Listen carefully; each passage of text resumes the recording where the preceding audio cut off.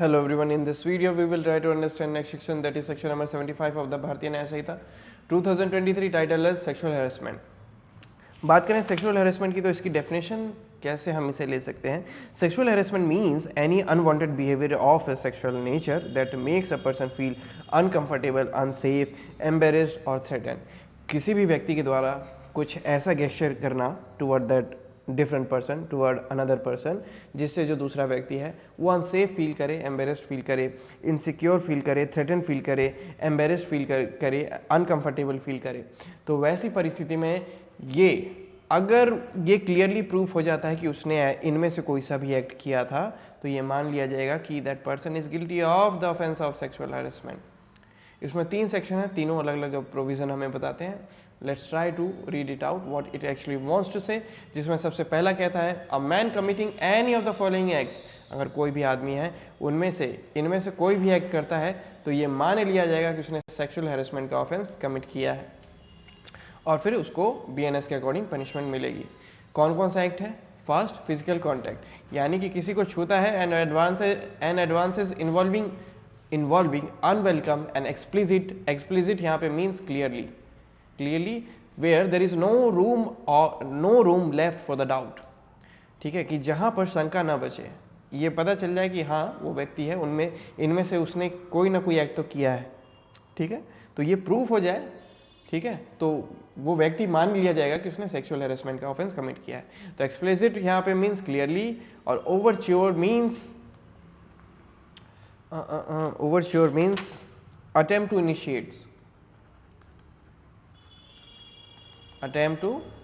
Initiate, कि अगर प्रयास करता है तो या तो कोई व्यक्ति किसी को छूता है जिसमें दूसरे व्यक्ति की इच्छा नहीं है, ठीक है, और क्लियरली सेक्सुअली उस व्यक्ति को टच करने की कोशिश करता है, अटेम्प्ट करता है, ऐसा प्रयास करता है, तो वैसी परिस्थिति में मान लिया जाएगा कि उस व्यक्ति ने सेक्सुअल हैरेसमेंट का ऑफेंस कमिट किया है. दूसरा, अ डिमांड और रिक्वेस्ट फॉर सेक्सुअल फेवर. अब अगर किसी भी प्रकार से सेक्सुअल फेवर वो दूसरे व्यक्ति से पाना चाहता है या इच्छा रखता है, तो वैसी परिस्थिति में मान लिया जाएगा कि उस व्यक्ति ने सेक्सुअल हैरेसमेंट का ऑफेंस कमिट किया है. तीसरा, showing pornography against the will of A women. किसी भी महिला को पोर्नोग्राफी दिखाना, पॉर्न दिखाना against the will of that women, ये भी सेक्सुअल हैरेसमेंट के कैटेगरी में आएगा. चौथा, मेकिंग सेक्सुअली कलर्ड रिमार्क. कुछ भी अभद्र बोलना उस महिला को जो सभ्यता से भिन्न है, ठीक है, जो एक सभ्य व्यक्ति कभी नहीं बोलेगा किसी भी महिला को, तो वैसा सेक्सुअली कलर्ड रिमार्क, यानी कि कुछ भी टॉन्टबाजी करना, ठीक है, उसको टॉन्ट मारना, ताना मारना, कुछ भी सेक्सुअली, तो वो भी सेक्सुअल हैरेसमेंट में काउंट होगा. ठीक है, तो अगर कोई व्यक्ति किसी को टच करने की कोशिश करता है या अटेम्प्ट करता है या प्रयास करता है जहां पे दूसरे व्यक्ति की इच्छा नहीं है, पहला. दूसरा था कि कोई भी सेक्सुअल फेवर मांगने की कोशिश करता है तब. तीसरा, पॉर्न दिखाने की कोशिश करता है किसी महिला को. और चौथा, कोई सेक्सुअली कलर्ड रिमार्क ड्रॉप करता है किसी महिला के ऊपर. तो इन चारों ही केस में ये मान लिया जाएगा कि वो व्यक्ति गिल्टी है for the offence of sexual harassment. कोई भी व्यक्ति अगर ऐसा करता है, सब सेक्शन 2 कहता है हमें, to any man who commit the offence specified in clause 1 और क्लॉज 2 और क्लॉज 3. अब ये बात कर रहा है पनिशमेंट की. क्लॉज 1, क्लॉज 2 और क्लॉज 3 के लिए punishment shall be punished with rigorous imprisonment for a term which may extend to 3 years or with fine or with both. तो ये फर्स्ट, सेकंड एंड थर्ड के केस में up to 3 years rigorous imprisonment, यानी कि कठोर कारावास, या तो फाइन या फिर दोनों, punishment as well as fine.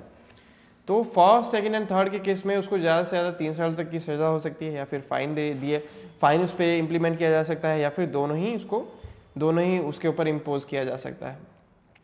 उसके बाद हमारे पास थर्ड क्लॉज जो है वो कहता है any man who commits the offence specified in clause 4, कोई भी व्यक्ति क्लॉज 4 वाला ऑफेंस कमिट करता है यानी कि मेकिंग सेक्सुअली कलर्ड रिमार्क, तो ऐसी परिस्थिति में that person will be shall be punished with imprisonment of either description for a term which may extend to 1 year or with fine or with both. तो fourth वाले case में चाहे उसको regret punishment मिले या सिंपल मिले, इसी के अलावा उसको 1 साल तक की सजा हो सकती है, प्लस में या तो फाइन भी दिया जा सकता है, उसके ऊपर फाइन इम्पोज किया जा सकता है, या फिर हो सकता है कि कोर्ट उस पर दोनों ही इम्पोज कर दे, यानी कि 1 साल तक की सजा प्लस में फाइन, तो ये भी हो सकता है।